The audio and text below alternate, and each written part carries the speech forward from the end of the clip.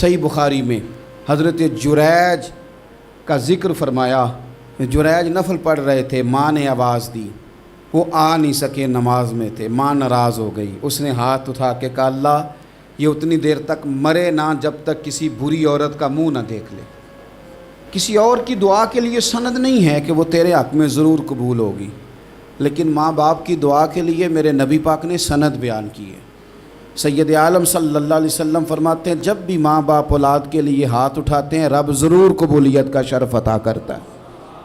تو جہاں سند موجود ہے نا، کچھ افتتاح ابا جی سے بھی کرا لینے چاہیے، کچھ کام شروع کرنے سے پہلے صرف اماں سے ہی دعا کرا لینی چاہیے. یہ والا افتتاح بھی بڑے کام کا ہے کیونکہ یہاں سند بیان کر دیا میرے نبی کریم. تو جناب جریج کی ماں ناراض ہو گئی، کہنے لگی اللہ اس نے میری بات نہیں سنی. اب تھے تو وہ نیک، لیکن رب کریم کی حکمت کا تقاضا ہے، ماں کی دعا کو بھی قبول کرنا تھا. اللہ نے آزمائش میں مبتلا کر دیا. والدہ تو چلی گئیں، وہ ایک خیمے میں، ایک کٹیا میں، ایک جھونپڑی میں عبادت کرتے تھے، اللہ کو یاد کرتے تھے، رب رب کرتے تھے، اور لوگ ان کی بڑی تعریف بھی کرتے تھے. لوگ ان کے ارادت مند بھی تھے، عقیدت مند بھی تھے، اہل محبت بھی تھے. ایک عورت آ گئی، بس وہ اللہ کی حکمت پوری ہونی تھی. اس نے آ کے پہلے تو انہیں اپنی طرف مائل کرنا چاہا، جب نہ مائل ہوئے تو الزام لگا دیا. یہ ہمارے دور کا تقاضا ہے، لوگ پہلے آپ کو اپنے حق میں قائل کرتے ہیں، اپنی فرما برداری میں لانا چاہتے ہیں. اگر آپ نہیں آتے تو پھر وہ آپ کو مجرم قرار دے دیتے ہیں، یا میرے ساتھ چل ورنہ پھر میں تیرے خلاف پراپوگنڈا کروں گا. دو ہی باتیں. پہلے اس نے قائل کیا، جب جناب جنید قائل نہ ہوئے تو اس نے قریب ایک چرواہا تھا، اس چرواہے کے ساتھ جا کے منہ کالا کیا. مقررہ وقت پہ بچہ پیدا ہو گیا. لوگوں نے کہا کس کا ہے؟ کہنے لگی اس خانقاہ میں، اس حجرے میں عبادت کرنے والے کا ہے. اگر کسی دیندار پر ذرا سا بھی الزام لگ جائے تو آپ یقین کریں کہ بڑے بڑے خوفناک لوگ بھی نیک ہو جاتے ہیں. جن کا اپنا سارا ماضی کالا سیاہ ہو وہ بھی اجالوں کے راہبر بن جاتے ہیں. جن کی اپنی زبانیں ساری زندگی آلودہ رہی ہوں وہ بھی بڑے بڑے اعلیٰ سچ بولنے لگتے ہیں. اعلیٰ کچے میرے مکان کی دیوار کیا گری، لوگوں نے تو میرے صحن میں رستے ہی بنا لیے. بڑے لوگ آ جاتے ہیں پھر بڑا کچھ کرتے ہیں اور بڑے بڑے خوفناک جملے کستے ہیں. بس کو نقطہ جو ہاتھ آ گیا، ایسا جیسے گرنے کا انتظار کر رہے تھے. اب جناب لوگ اٹھے، احتجاج شروع ہو گیا، شور پڑ گیا. یہ بابا بڑا نیک بنتا تھا، نفل پڑھتا تھا، عبادتیں کرتا تھا، دیکھو اس کا حال کیا ہے کہ اس نے ناجائز بچہ پیدا کیا. بغیر تحقیق کے میں کہہ چکا ہوں کہ الجھے الجھے بکھرے بکھرے روز و شب دیکھے گا کون؟ لوگ تیرا جرم دیکھیں گے، سبب دیکھے گا کون؟ لوگ تیرا جرم دیکھیں گے، سبب کوئی غور نہیں کرتا کہ وجہ کیا تھی. او بھائی کچھ تو مجبوریاں رہی ہوں گی، یوں ہی کوئی بے وفا نہیں ہوتا. الزام لگا دیا، شور ہوا، احتجاج ہوا، دنیا اکٹھی ہوئی. ان کا انہوں نے حجرہ گرا دیا، مارا بھی، پیٹا بھی، ایک نیک آدمی کو بدنام بھی کیا، برا بھلا بھی کہا، گالیاں بھی دیں، جو کر سکتے تھے کیا. اب جب سزا دینے لگے نا تو جناب جریج کہنے لگے تھوڑی سی اجازت دیتے ہو؟ مار تو تم نے دینا ہی ہے. کہا جناب ٹھیک ہے دیتے ہیں. انہوں نے کہا صرف 2 نفل پڑھنے ہیں. اب وہ نفل پڑھ رہے تھے تو لوگ اس وقت بھی کہہ رہے تھے فراڈ ہی کر رہا ہے، دھوکہ ہی دے رہا ہے. چونکہ ذہن بن گیا نا، بدگمانی آ گئی. انہوں نے 2 نفل پڑھ کے ہاتھ اٹھائے، کہا اللہ جانا تو میں نے ہے، پر اس رسوائی کے ساتھ جنازے تک نہیں خراب ہو جاتے، قبریں تک نہیں لوگ بدنام کر دیتے. کہ اللہ جانا تو ہے پھر اس رسوائی کے ساتھ، تو میری مدد فرما. اب تو میرا کیس تیری ہی عدالت میں ہے، تو رحمت کا دروازہ کھول. ہاتھ اٹھائے، دعا مانگی، نفل پڑھے، پورے مجمع پہ نظر دوڑائی، کوئی نہیں تھا سپورٹ کرنے والا. کل تک جو کہتے تھے نا تیرے لیے جیئیں گے، تیرے لیے مریں گے، ساری عمر ہی آٹا گدہ ہے، لکھاں کیتے نہیں پیڑے. اب وقت آیا ہی تے محمد بخشا کوئی نہیں ہو بیٹھا نیڑے. ایک بندہ بھی نہیں تھا، ووٹر سپورٹر ساتھ دینے والا کوئی نہیں تھا. تو جناب جنید بچے کی طرف اشارہ کر کے کہنے لگے کوئی نہیں بول رہا، تو ہی بول کے بتا دے تیرا باپ کون ہے، تو ہی بول کے بتا دے کون ہے. اللہ اکبر. میرا رب جب چاہے تو بچے بولتے ہیں، رب چاہے تو گونگے بولتے ہیں، رب جب چاہے تو پھر پتھر بھی بولتے ہیں.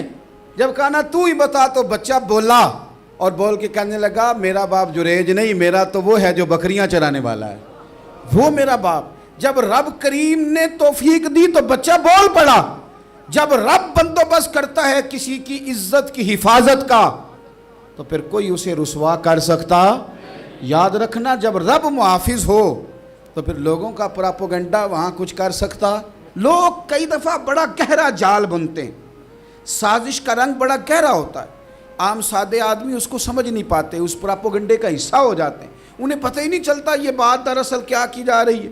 یہ کتنی گہری حسد کی آگ ہے جس کو لوگ بغض کے ساتھ ہوا دے رہے ہیں، اپنی عداوت کے ساتھ اس کو زیادہ جلا رہے ہیں۔ حضرت سیدنا عائشہ صدیقہ رضی اللہ تعالیٰ عنہ بیان کرتی ہیں، اور لطف کی بات یہ بھی بخاری میں موجود ہے۔ میں نے جناب جنید کا قصہ عرض کیا تو بخاری سے، یہ عرض کر رہا ہوں تو بخاری سے۔ یہ واقعہ میں حضور کی امت کے کسی ولی کا بیان کرتا تو لوگوں نے کہنا تھا ہماری سمجھ میں ہی نہیں آتا۔ بعض لوگوں کا خیال ہے کہ داتا صاحب کی کرامت بھی نبی پاک کی بیان کریں۔ او خدا کے بندوں کو خیال کرو، داتا صاحب تو کئی سو سال بعد آئے ہیں، وہاں اگر کوئی کرامت ہوگی تو حضور بیان کریں گے؟ اگر نبی کریم نے پچھلے بنی اسرائیل کے ولیوں کی کرامتیں بیان کر کے تمہیں بتائی ہیں تو اس کا معنی یہ ہے کہ اگر وہاں اللہ یہ شان عطا کر سکتا ہے تو تم تو امتوں کی سردار امت ہو، ان پر تو نیرا فضل ہے، تم پر تو رب کا فضل کبیر ہے۔ تو بس لوگ سمجھنے کو تیار نہیں، پچھلوں کی مان لیتے ہیں۔ جناب آصف بن برخیہ کی کرامت جو سورہ نمل میں آئی وہ تو مانیں گے، پر غوث پاک کی کرامت یہ پتہ نہیں عجیب فلسفہ ہے، اور کس طرح کا فلسفہ ہے یہ سمجھ سے بالاتار ہے کہ بنی اسرائیل کا کوئی ولی ہو تو اس کی کرامت ہو سکتی ہے اور نبی پاک کی امت کا ہو تو اس کی ہو ہی نہیں سکتی۔ کیا معنی ہے اس بات کا؟ اور لوگ ہیں کہ داد و تحسین دے رہے ہیں، واہ واہ کر رہے ہیں۔ اللہ تعالیٰ سمجھنے کی توفیق عطا فرمائے۔ حضرت عائشہ صدیقہ رضی اللہ تعالیٰ عنہ فرماتی ہیں ایک عورت تھی اور اسے نبی پاک صلی اللہ تعالیٰ علیہ وسلم نے وہ کلمہ پڑھ کے مسلمان ہوئی، مدینہ طیبہ آ گئی تو حضور نے مسجد نبوی شریف میں اس کے لیے مکان، ایک سادہ سا کمرہ ساتھ مسجد کے بنوا دیا، وہیں رہنے لگی۔ اکثر وہ سیدہ طیبہ کے پاس آتی تو حضرت عائشہ صدیقہ رضی اللہ تعالیٰ عنہ فرماتی ہیں وہ بڑی باتیں سناتی اور آخر میں کہتی وہ ہار والا دن بھی بڑا عجیب دن تھا اور میرے رب کی قدرتوں کا دن تھا، وہ بھی بڑا عجیب دن تھا۔ سیدہ عائشہ صدیقہ رضی اللہ تعالیٰ عنہ ایک دن فرمانے لگی کہ تو ہار والے دن کا بڑا ذکر کرتی ہے، وہ کیا دن تھا؟ تو خاتون کہنے لگی اماں جی وہ دن تھا جب میرے رب پر بھروسہ اور مضبوط ہو گیا، جس دن میرا اپنے رب پر توکل اور بڑھا، میرے ایمان میں یقین میں اور پختگی آئی۔ کہنے لگی میں ایک گھر کی کنیز تھی، نوکرانی تھی، اس گھر میں ایک بچی تھی جس کے پاس سونے چاندی ہیرے جواہرات کا ہار تھا۔ اس زمانے میں چمڑے کے اوپر لوگ ہیرے جواہرات لگاتے تھے، کئی دفعہ سرخ رنگ کے چمڑے پہ لگائے جاتے تھے، وہ بچی پہنتی تھی تو کہتی ہیں وہ بچی کے اس نے اتار کے رکھا یا اس سے گرا وہ ہار تو چیل اسے اٹھا کے لے گئی گوشت سمجھ کے اور میرے سامنے اٹھا کے لے گئی۔ گھر والوں نے مجھ سے پوچھا، یہ بخاری میں موجود ہے، گھر والوں نے پوچھا مجھ سے کہ وہ ہار کہاں ہے تو میں نے کہا چیل اٹھا کے لے گئی۔ گھر میں کچھ چوری ہو جائے تو سب سے پہلا الزام کس پہ لگتا ہے؟ ملازمین پہ۔ کہتے انہوں نے مجھے بڑا مارا، بڑی تکلیف تھی، حتیٰ کہ میری شرمگاہ تک کی تلاشی لی، میری عزت اتنی خراب کی میں بتا نہیں سکتی۔ میں نے اپنی زندگی میں ایک واقعہ دیکھا، ایک امیر گھر میں چوری ہو گئی، ملازم کو اتنا مارا کہ وہ چارپائی پہ پڑ گیا، پولیس والوں سے اتنی مار پڑوائی گئی کہ وہ بیچارہ چارپائی پہ پڑ گیا، اور پھر وہ اتنا بیمار ہوا اور کچھ دنوں کے بعد پتہ چل گیا کہ چور تو اپنا بیٹا ہے ان کا، پھر اس کا انتقال ہو گیا۔ اب وہ سیٹھ صاحب اور گھر والے آ کے مرنے والے کے کان میں معافیاں مانگ رہے ہیں، کان میں۔ تو میں نے ان سے پھر کہا تھا کہ یہ تو اب چلا گیا ہے، تمہارا زور چلتا تھا نا تو تم نے قانون خریدا اور تم نے اسے جتنا ہو سکا تم نے اسے مار پڑوائی، تمہارے پاس جو عدالتیں تھیں تم نے وہاں کارروائی کی، اب ایک عدالت قیامت کے دن لگے گی۔ یہ کمزور تھا نا، کچھ کر نہیں سکا۔ میرے نبی پاک صلی اللہ علیہ وسلم نے فرمایا سن لو، اگر سینگ والی بکری نے بغیر سینگ والی بکری کو تکلیف دی ہوگی نا تو قیامت کے دن اسے بھی بدلہ دینا پڑے گا کہ تیرے پاس سینگ تھے اور تو نے اسے مارا تھا۔ وہ خاتون عرض کرتی ہے سیدہ عائشہ کی خدمت میں کہ مجھے بڑا مارا، مجھے تکلیف دی، میں کہہ رہی تھی کہ میرے سامنے چیل لے گئی ہے پر وہ نہیں مان رہے تھے، اماں جی انہوں نے مجھے بڑا مارا۔ حضرت عائشہ صدیقہ کہتی ہیں پھر کیا ہوا؟ کہنے لگی اماں جی جب کوئی میرا مددگار نہ رہا، مجھے تکلیف دے رہے تھے، رسوا کر رہے تھے، تو میں نے اپنے رب سے مدد چاہی، میرے رب کی طرف میں نے توجہ کی، میں نے کہا مالک اب تو ہی میرا مددگار ہے۔ کہتی ہے وہ مجھے مار رہے تھے تو وہ چیل جو ہار لے گئی تھی وہی لے کے واپس آ گئی، اور ہمارے سروں کے قریب لا کے اس نے جب اس ہار کو پھینکا، وہ مجھے چھوڑ کے سائیڈ پہ ہوئے، وہ میری بے گناہی جان گئے، لیکن آپ کو بتاؤں اس دن سے میرا اپنے رب پر یقین اور بڑھ گیا۔ مجھے سمجھ آ گئی کہ جب انسان پورا ٹوٹ جاتا ہے اور جب کوئی چاروں جانب اس کا مددگار نہیں ہوتا تو رب تو ہوتا ہے نا، اللہ تو اس کا مددگار ہوتا ہے نا، وہ تو پھر اپنے اس بندے کی مدد کرتا ہے نا، پھر وہ تو توانائی دیتا ہے نا، وہ تنہا نہیں چھوڑتا، وہ تو آنسوؤں والوں کے آنسوؤں پہ بڑا کرم فرماتا ہے، وہ تو قسم پرسی میں آ جاتا ہے، اس کی رحمت بڑھ کے استقبال کر لیتی۔ تو بھائی جب آپ پر اللہ کی حکمت کے تقاضے پورے ہونے لگیں اور زندگی میں کبھی کوئی ایسا وقت آئے کہ آپ محسوس کریں کہ تنہا رہ گئے ہیں اور کئی اپنے بھی مخالفین کی جماعت میں نظر آنے لگے ہیں، تو اس وقت پھر دل، روح، زبان اور ذہن کو یکجا کر کے سمجھ لینا کہ جب ساری دنیا ساتھ چھوڑ جاتی ہے تو رب کی رحمتیں اس وقت بھی ساتھ رہتی ہیں، اور اللہ کی مدد اس وقت بھی بندے پہ کرم نوازی کرتی ہے۔ ایک اور حدیث سنیں، لطف کی بات یہ ہے یہ بھی بخاری میں ہے، یہ بھی واقعہ بخاری میں ہے۔ اللہ اکبر۔ ایک شخص نے نا ایک بندے سے قرض مانگا، اس نے کہا مجھے قرضہ دو۔ وہ کہنے لگا کہ کتنا قرضہ؟ اس نے کہا 1000 دینار۔ دینار سونے کا ہوتا تھا، درہم چاندی کا ہوتا تھا۔ 1000 دینار چاہیے۔ اس نے کہا کوئی گواہ ہے تیرے پاس؟ غریب کا گواہ بھی کوئی نہیں بنتا، کبھی الجھ جائے نا کوئی بندہ تو کئی اپنے بھی کہہ دیتے ہیں کہ ہم اس کے قول فعل کے ذمہ دار نہیں ہیں۔ ایک غریب آدمی کو قرض کی ضرورت پڑ گئی، 1000 دینار چاہیے۔ میں کہہ چکا ہوں کہ درہم چاندی کا ہوتا تھا، دینار سونے کا، اب 1000 دینار لینا ہے۔ تو جس بندے سے اس نے کہا، اگرچہ وہ نیک بندہ تھا، اس نے کہا یار 1000 دینار دے دو، تو کہنے لگا کوئی گواہ ہے تیرے پاس؟ وہ کہنے لگا غریبوں کا گواہ کون ہوتا ہے؟ ہاں ایک گواہ ہے۔ کہا کون؟ کہا میرا رب، وہ تیرے اور میرے بیچ گواہ ہے۔ اس نے کہا کوئی کفیل، اگر تو پیسے نہ دے سکے تو وہ بعد میں دے دے، یا تجھے کچھ ہو جائے تو وہ دے دے۔ اس نے کہا کفیل بھی میرا اللہ ہی ہے، میرے پاس اگر ہے تو رب کریم کا نام ہے، اگر اعتماد کر سکتا ہے تو کر لے۔ بندہ نیک تھا، اس نے کہا رب کے نام پہ، رب کی کفالت پہ، اللہ کو گواہ بنا کے میں تیار ہوں تجھے 1000 دینے کو۔ اس نے 1000 دینار دے دیا، وقت واپسی کا طے ہو گیا، وہ چلا گیا پیسے لے کے۔ اس نے پوری محنت کی کہ میں نے وقت پہ پیسے لوٹانے، پوری محنت بھی کر لی، اللہ نے مدد بھی کر دی، پیسے بھی اس تاریخ کو اسے مل گئے۔ بعض لوگوں کا تو لوٹانے کا دل ہی نہیں نہ ہوتا۔ فرمایا حدیث پاک میں کہ تو لوٹانے کا ارادہ کر، رب تیری مدد بھی فرمائے گا۔ لیکن یہاں بہت سارے لوگ کہتے ہیں خیر ہے، ارادہ ہی نہیں، تو پھر جس طرح کا بندے کا گمان ہو رب بھی اسی طرح کا معاملہ فرماتا ہے۔ اس نے پیسے جمع بھی کر لیے اور واپس دینے کو تیار بھی ہو گیا، لیکن رستہ بحری جہاز کا تھا، کشتی کا تھا، دریا کے رستے واپس آنا تھا۔ اب وہ جب آ گیا دریا کے کنارے تو بڑی کوشش کی، پر وہاں اسے کوئی کشتی نہیں ملی۔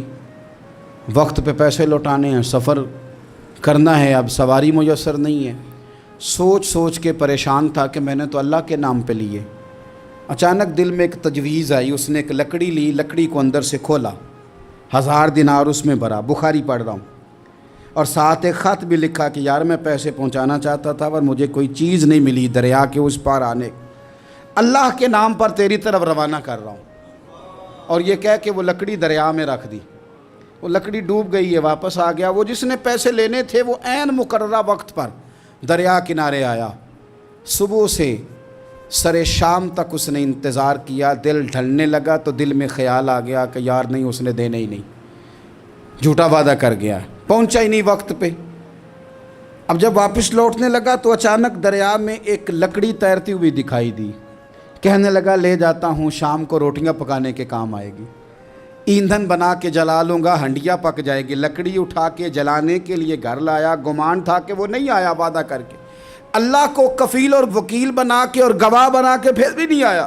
لکڑی لے کے گھر گیا، بخاری ہے، اور جب اس کو چیرا نہ کہ میں اس کی آگ جلاؤں گا، کھولا تو اندر سے 1000 دینار بھی نکل آیا، خط بھی نکل آیا۔ اب ذرا سمجھنا، اس کے دل میں بات کس نے ڈالی کہ تو لکڑی میں پیسے ڈال دے؟ اللہ نے۔ اس بندے کو مقررہ وقت پہ کنارے بھیجا کس نے؟ لکڑی صرف اسی کے ہاتھ آئی تو یہ بندوبست کیا کس نے؟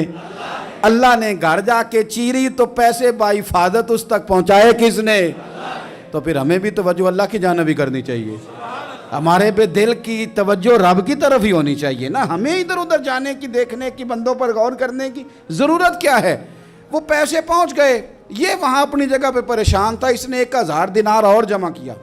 پھر دوبارہ ایک دن دریا کنارے آیا، کشتی مل گئی، بیٹھ کے اپنے اس بھائی کے پاس آیا، کہنے لگا دیکھنا مجھ پر بدگمان نہ ہونا، پیسے اس تاریخ کو بھی جمع کر لیے تھے، دریا پہ آیا تھا پر کشتی نہیں ملی تھی، پھر میں نے نا لکڑی میں ڈال کے خط ڈال کے تیری طرف بھیج بھی دیے تھے، لیکن آج میں پھر لے کے آ گیا ہوں۔ وہ کہنے لگا خوش ہو جا، جس رب کو تو نے میرا اور اپنا گواہ بنایا تھا اس رب نے میرے تک پہنچا بھی دیے ہیں۔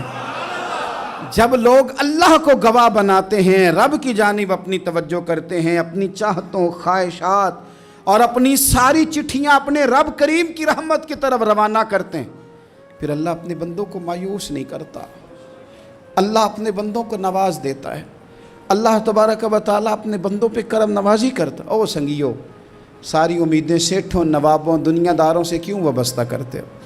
ساری توجہات کا مرکز کیوں ان لوگوں کو بناتے ہو جو تمہیں دنیا میں مضبوط نظر آتے ہیں؟ اپنی توجہات کا مرکز اپنے خدا کو بنائیے، اپنے مالک کی جانب اپنی ساری خواہشات کا رخ پھیر دیجئے، اپنی توجہات اپنے رب کی جانب کر لیجئے، وہ اپنے بندوں پہ بڑی کرم نوازی فرماتا ہے، وہ عزتوں کا بھی محافظ ہے، وہ پریشانیوں میں کرم نوازیاں فرمانے والا ہے، وہ ساتھ دینے والا ہے، وہ اس کی رحمت قریب آ کے بندے کو سہارا دیتی ہے، وہ اپنے فضل سے اپنے بندوں کی ہر مشکل میں دستگیری فرماتا ہے۔ اسیاں سے کبھی ہم نے کنارہ نہ کیا، اور تو نے بھی تو دل آزردہ ہمارا نہ کیا، ہم نے تو جہنم کی بہت کی تدبیر، پر مولا تیری رحمت نے گوارا نہ کیا۔ عدل کریں تے تھر تھر کمبن، اچیاں شانہ والے، تجھے تو فضل کریں تے بخشے جامن، میرے جے منہ کالے، آخر دعوایا ان الحمدللہ۔